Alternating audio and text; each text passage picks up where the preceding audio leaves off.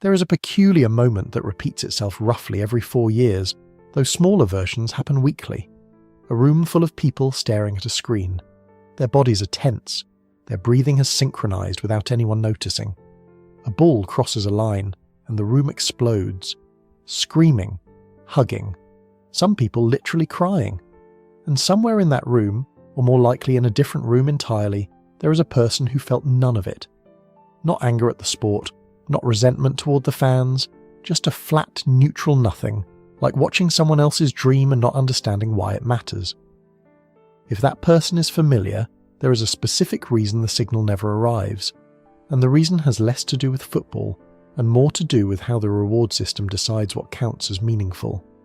In 1976, social psychologist Robert Cialdini coined a term for something he'd been observing in university campuses across the American Midwest. After a home team victory, students were significantly more likely to wear the team's colours the next day. After a loss, the colours disappeared. Cialdini called this burging, basking in reflected glory. The mechanism is deceptively simple. When a group a person identifies with succeeds, the brain registers it as a personal success. Not metaphorically, neurochemically. The dopamine system fires, self-esteem rises, cortisol drops.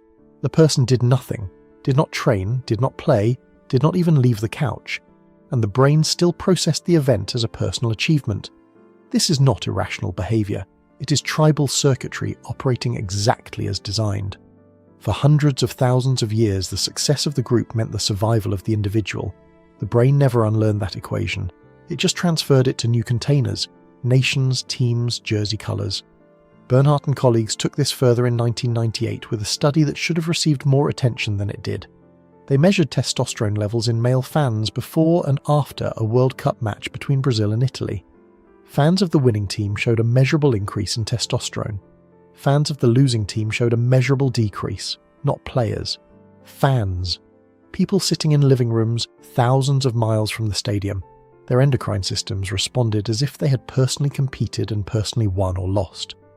The body did not distinguish between watching and doing.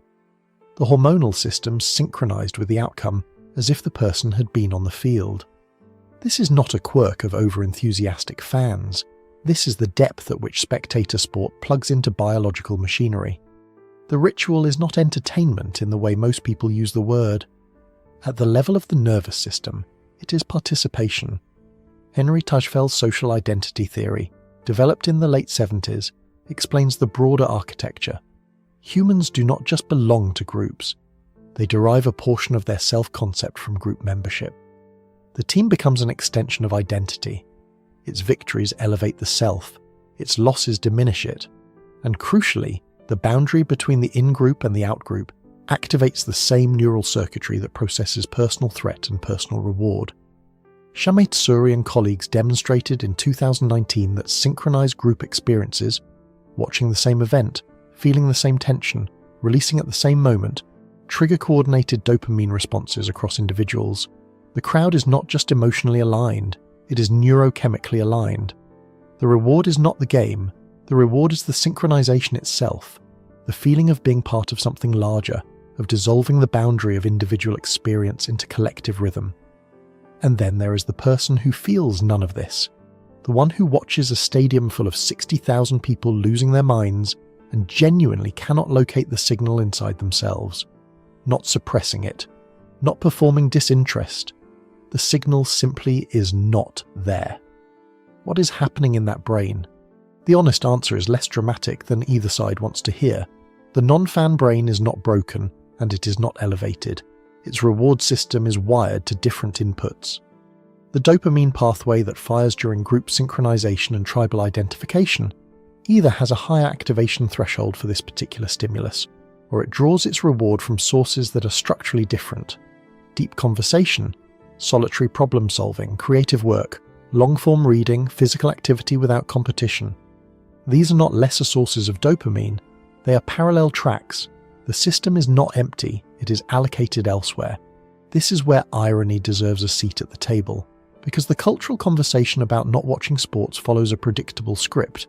The fans say, "You're missing out on the greatest shared human experience." The non-fans say, "I am above mindless tribal entertainment." Both are wrong in interesting ways. The fan is correct that the experience is neurochemically real. It is not shallow or fake.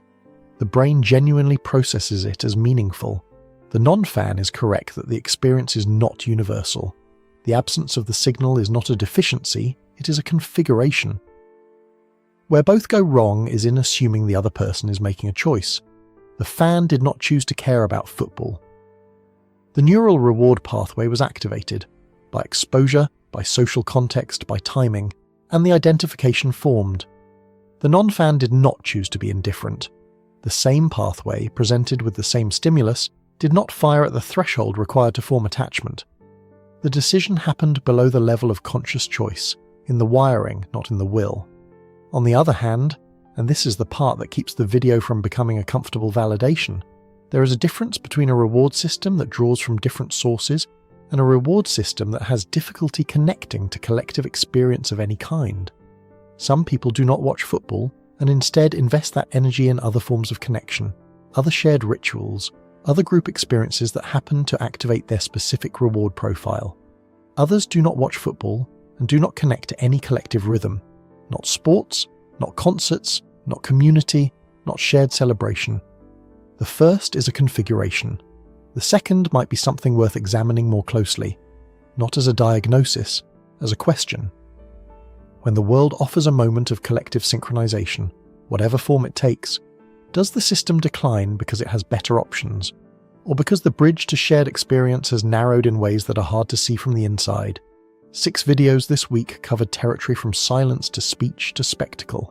The thread running through all of them: the brain does not operate on defaults that apply to everyone. It runs on configurations, specific reward profiles, specific processing depths, specific thresholds for social input. And the value of understanding the configuration is not to label it, but to know whether it is serving the life around it or quietly limiting it. That distinction matters more than any category. Next week, the final 3: people who cut off everyone, people who are not protected as children, and people who care for stray animals. The first one does not go where most channels take it. The line between healthy boundaries and total avoidance is thinner than it seems, and the test for telling them apart is simpler than expected.